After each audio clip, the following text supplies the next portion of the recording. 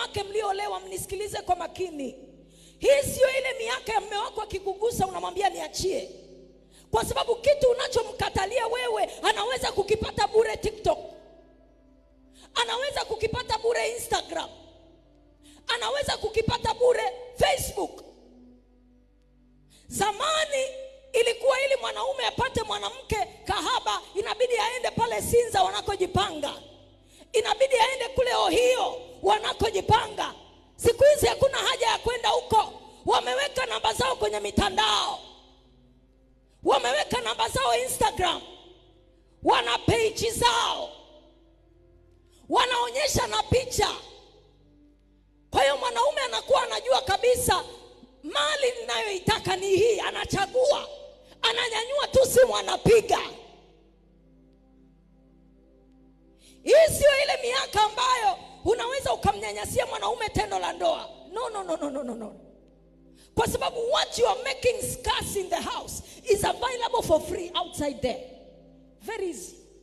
Hii sio miaka ya kufanya tendo la ndoa liwe la kutafuta, la kuhangaika. Sio miaka hii. If you are a wise woman, make sure your husband does not go out of the house horny. Make sure your husband does not go outside the house hungry. Make sure you are feeding him and make sure he is always full.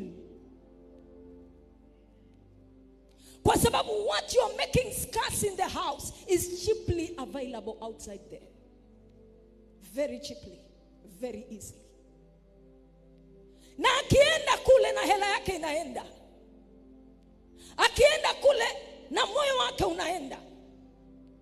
Akienda kule ataacha hela, ataacha nguvu zake na atakusanya mikosi na mabalaa analeta huku nyumbani. Kwa sababu akishaenda kule na wale pia wanatumia dawa. Huku nyumbani wewe unaonekana takataka. Dharau inaingia, mikosi inaingia, magomvi yanaingia, mabalaa yanaingia, magonjwa yanaingia.